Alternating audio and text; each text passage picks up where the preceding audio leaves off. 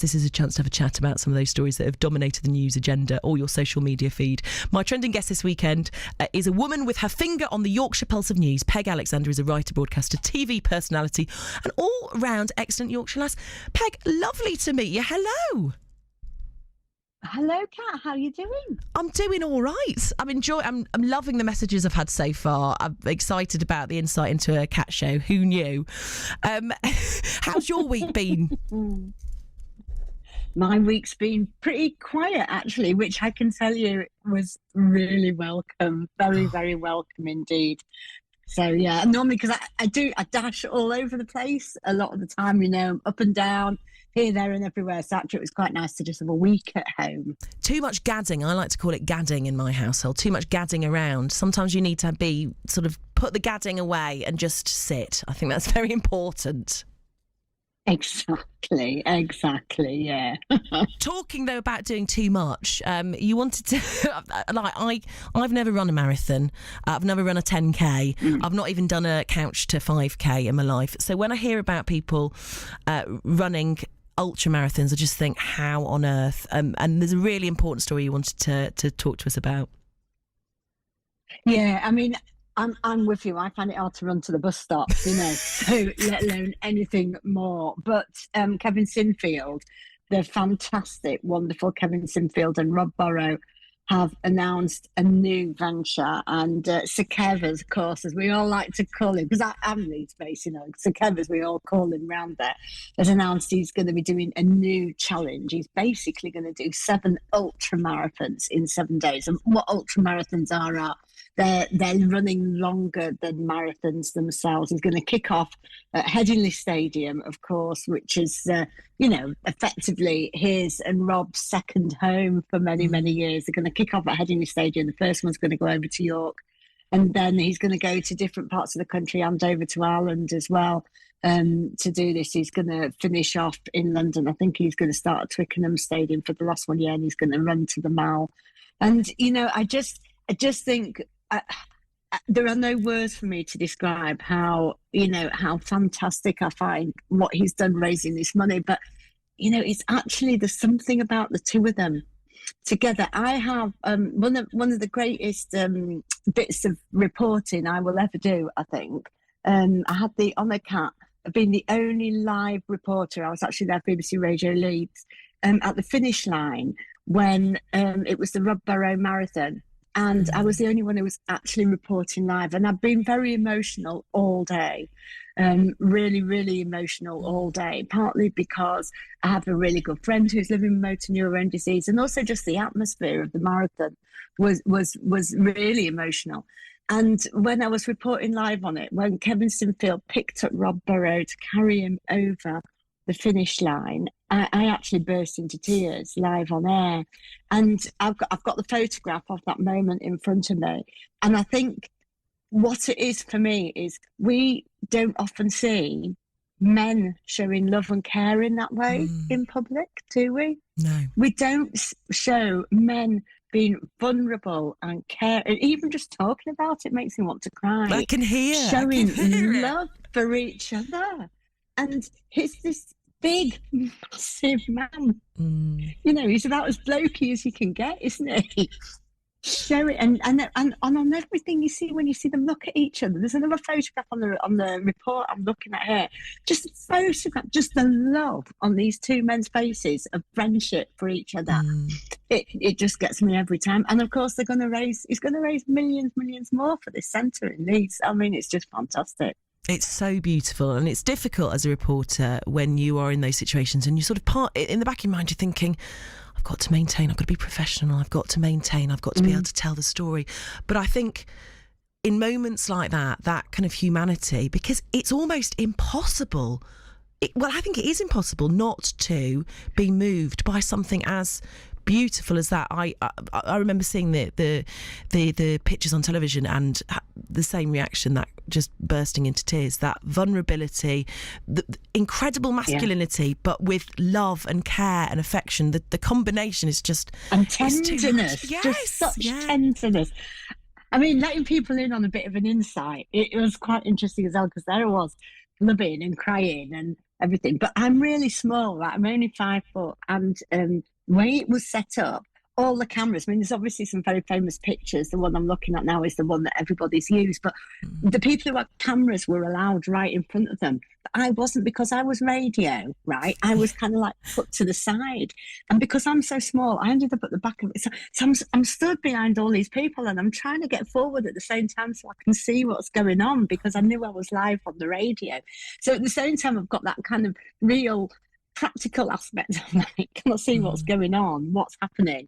And then this unbelievable thing that I can see through the gap in these people in front of me folds and folds in front of me. Yeah, I genuinely that goes down as one of the most amazing moments I've ever witnessed. Oh, and you just can't recreate that. That atmosphere in those kind of situations is just unbelievable. So thank you for sharing that with me, because I knew you'd been there and I'd seen those images, and it's just I totally get why you burst into tears.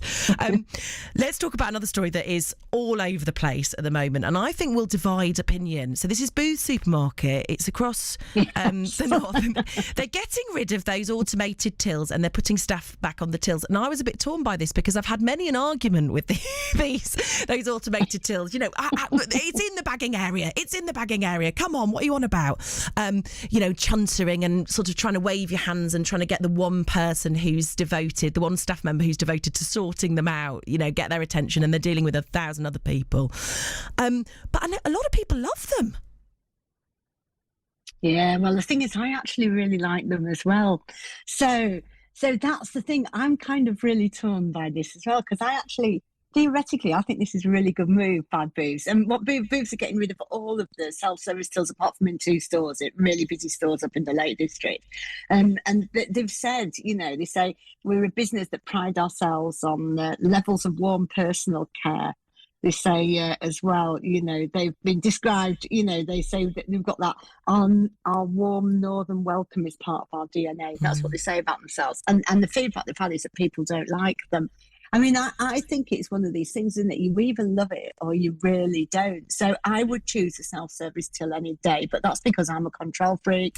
I like to know what's going on. I feel stressed if I feel rushed by somebody else putting me through. Do you know what I mean? I like to pack stuff in my bag in the order that I want it in, you know, all of that. So I really like it. But my husband, for example, he hates it, and he's been really worried about the impact on jobs. I mean, I've been worried about that too, the impact on jobs, you know. So I think this is the right decision, even though a few people like me might quite like the self-service tills. I do think this is the right decision. It's funny you said, I like to use them because I don't like to be rushed. I use them specifically because I'm always in a rush.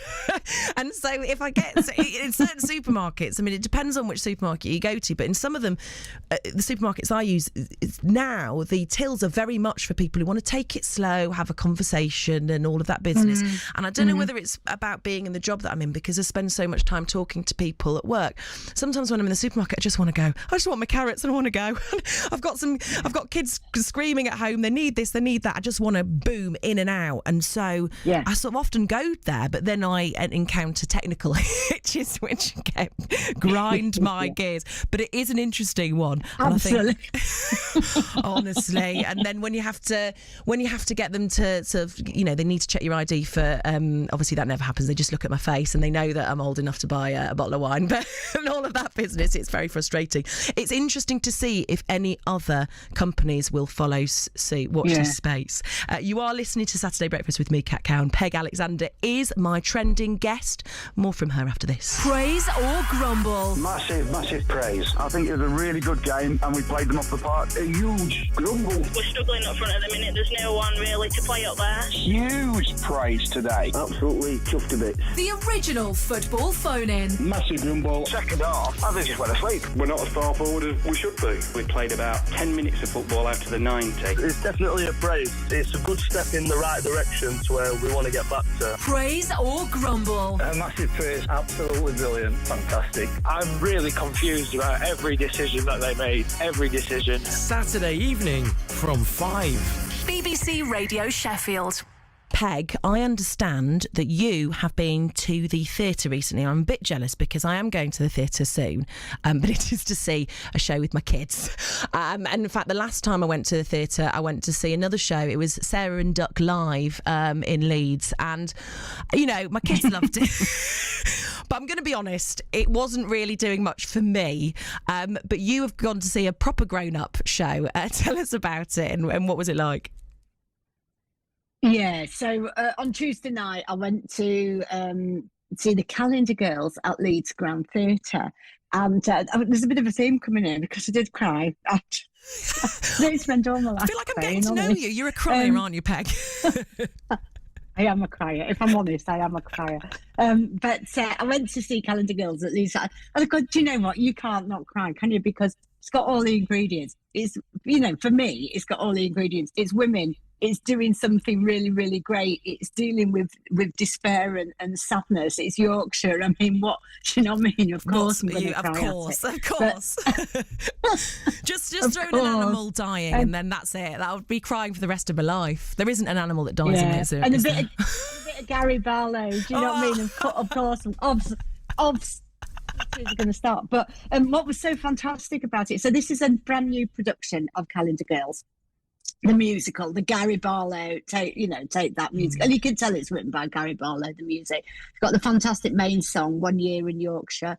And I was really, really lucky to have been at the premiere of Calendar Girls, the musical, the first time round when it was also at Leeds Grand Offs, because it's right. They were Milestone, just outside Skipton, WI.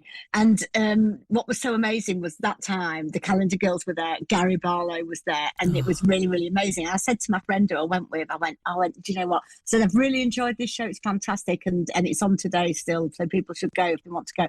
So, but you know, the original one was so amazing because Gary Barlow was here, Calendar Girls were here.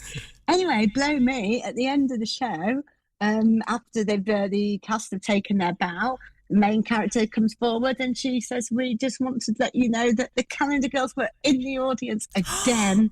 Lights went up, they stood up, there was 3 of them in the black dresses with the sunflowers on.